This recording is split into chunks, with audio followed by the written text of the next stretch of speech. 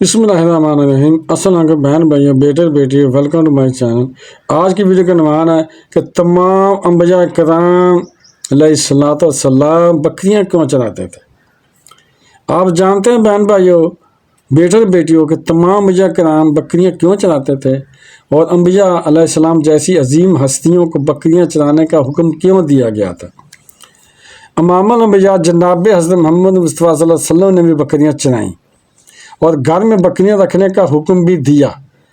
اس حکم کی اصل وجہ کیا ہے اور گھر میں بکریاں پالنے کی اہمیت اور فضیلت کیا ہے، یہی ہماری آج کی ویڈیو کا موضوع ہے۔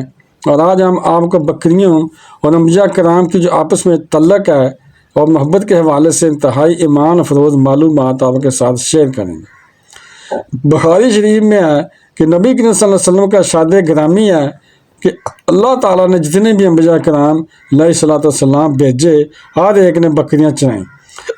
صحابہ کرام رضی اللہ عنہم نے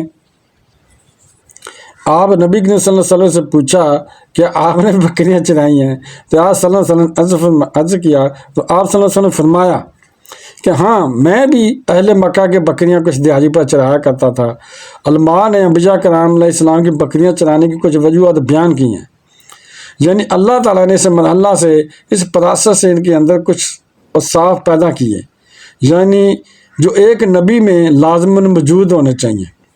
نبی نے چونکہ قوم کو لیڈ کرنا ہوتا ہے، لوگوں کی قیادت کرنی ہوتی ہے، کیونکہ لوگ مختلف راستوں پر چل رہے ہوتے ہیں، ان کو کنٹرول کرنا، ان کو ایک سمیٹری میں لانا، ایک لائن میں لانا اور سیدھے راستے پر چلانا بہت مشکل کام ہے، جو بلا شبہ بغیر ٹریننگ کے سر انجام نہیں دیا جا سکتا۔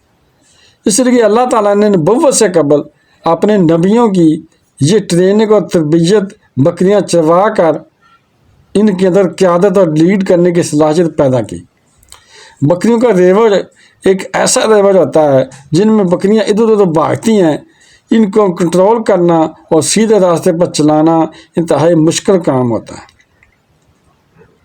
یہ تو ہے پہلی چیز، قیادت اور لیڈرشپ پیدا کرنے کے لیے اللہ تعالیٰ نے نبیوں کو نبوت سے قبل بکریاں چرانے کا حکم اس لیے دیا۔ اور دوسری بات یہ ہے کہ صبر اور امت کا غم۔ بعض روایات میں آتا ہے کہ ایک دن اللہ کے جلیل القدر پیغمبر حضرت موسیٰ علیہ السلام حضرت شعیب علیہ السلام کی بکریاں چرا رہے تھے۔ ناظرین، واضح ہے کہ اللہ تعالیٰ کے پیغمبر حضرت موسیٰ علیہ السلام نے 10 سال حضرت شعیب علیہ السلام کی بکریاں چرائیں، جو ان کے ماموں بھی لگتے ہیں اور نبی بھی تھے۔ ایک دن آپ بکریاں چرا رہے تھے، ایک بکری بھاگ گئی تو حضرت موسیٰ علیہ السلام بکری کو پکڑنے کے لیے اس کے پیچھے بھاگے، مگر بکری بھاگتی ہوئی کہیں غائب ہو گئی۔ یہاں تک کہ حضرت موسیٰ علیہ السلام کے پاؤں پر بھاگنے کی وجہ سے اور اس بکری کو تلاش کرنے کی وجہ سے آپ کے پاؤں پر بلسٹرز یعنی کہ چھالے پڑ گئے، آبلے بھی کہتے ہیں جسے۔ بالآخر انہوں نے بکری کو دیکھ لیا اور اسے پکڑ لیا۔ انہوں نے جب بکری کو پکڑا تو بجائے بکری کو مارنے کے ان کی آنکھوں میں آنسو آ گئے۔ سبحان اللہ۔ اس بکری کے ساتھ پر دستے شفقت پھیرتے ہوئے اللہ کے پیغمبر حضرت موسیٰ علیہ السلام نے بکری کو ارشاد فرمایا اگر تم کو مجھ پر رحم نہیں آیا تو اپنے آپ پر کچھ کم سے کم رحم کھا لیتی۔ اگر تجھے میرے پاؤں کے چھالوں پر رحم نہیں آیا، کم سے کم اپنے آپ پر رحم کھا لیتی۔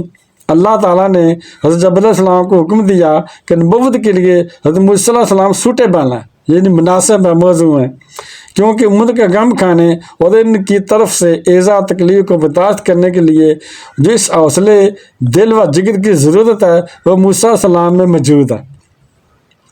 یعنی کہ اللہ تعالیٰ نے اپنے انبیاء علیہ السلام کی آزمائش کے لیے بکریاں چرانے کا حکم دیا۔ اللہ کے حکم کے مطابق تمام انبیاء علیہ السلام نے بکریاں چرائیں۔ قیادت اور لیڈرشپ پیدا کرنے کے لیے کام ہر نبی سے پروردگار عالم نے اپنی قدرت کاملہ کے مطابق کروایا۔ زمانے کے ساتھ ساتھ یہ علم ترقی کرتے کرتے آج سوشل سائنس کے عنوان سے یونیورسٹی میں پڑھایا جا رہا ہے، اور مغربی ممالک یورپ اور امریکہ کے اکثر کچھ لوگ اپنے بچوں کو پہلی ترجیح کے طور پر سوشل سائنس بھی پڑھاتے ہیں تاکہ ہمارے بچے بڑے ہو کر دنیا کو لیڈ کر سکیں۔ اور سوشل سائنس کو مد نظر رکھتے ہوئے پروردگار عالم نے تمام اولیاء کرام علیہ السلام کو بکریاں چرانے کا حکم صادر فرمایا۔ ناظرین، ایک حدیث میں ہے کہ آپ علیہ السلام نے آپ صلی اللہ علیہ وسلم نے حضرت ام ہانی رضی اللہ عنہ سے فرمایا کہ اے ام ہانی، گھر میں بکریاں اور بھیڑیں رکھو، یہ باعث برکت ہے۔ بکری گھر میں رکھنے کی برکت حضور نبی صلی اللہ علیہ وسلم کے حدیث سے ثابت ہے۔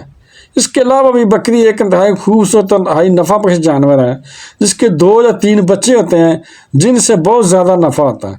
اللہ تعالیٰ کے رسول صلی اللہ علیہ وسلم نے بکریوں سے بے انتہا محبت کی۔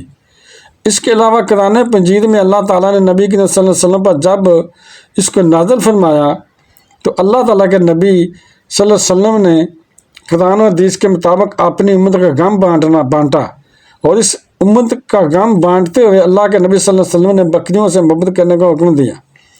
ناظرین، ایک روایت ہے کہ اللہ تعالیٰ کے رسول صلی اللہ علیہ وسلم نے ارشاد فرمایا کہ گھر میں بکریاں پالو، اس سے برکت ہوتی ہے۔ ابن ماجہ میں ہے کہ گھر میں بکری کا ہونا محتاجی کے 70 دروازے بند کرتا ہے۔ اس کے علاوہ بھی اقتصادی لحاظ سے بکری کی اہمیت کے بارے میں ایک مثال مشہور ہے کہ بکری غریب کی گائے کہلاتی ہے، کیونکہ جو لوگ گائے یا بھینس پالنے کی طاقت نہیں رکھتے وہ گھریلو ضروریات پورا کرنے کے لیے بکریاں پالتے ہیں۔ عام طور پر بکری کے دودھ میں چکنائی نسبتاً کم ہوتی ہے، اس لیے یہ دودھ بچے کی نشو و نما اور مریضوں کی بحالی صحت کے لیے انتہائی مفید اور باعث رحمت ہوتا ہے۔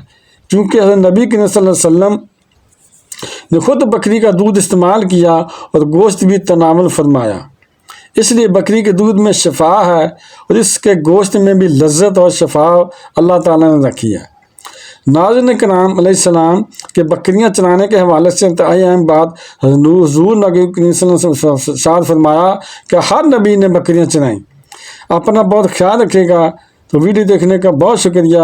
بہن بھائی بیٹے بیٹے، اگر آپ کو جو ویڈیو اچھی لگی ہے تو اسے صدقہ جاریہ سمجھ کر آگے شیئر کر دیں، اور اگر ابھی تک آپ میرے چینل کو سبسکرائب نہیں کیا تو لازمی کر لیں اور بیل کو دبا کر آل پر کلک کر دیں تاکہ میری آنے والی اچھی سے اچھی ویڈیوز آپ کو ملتی رہیں۔ چلو ملتے ہیں نیکسٹ ویڈیو میں۔ السلام علیکم، خدا حافظ۔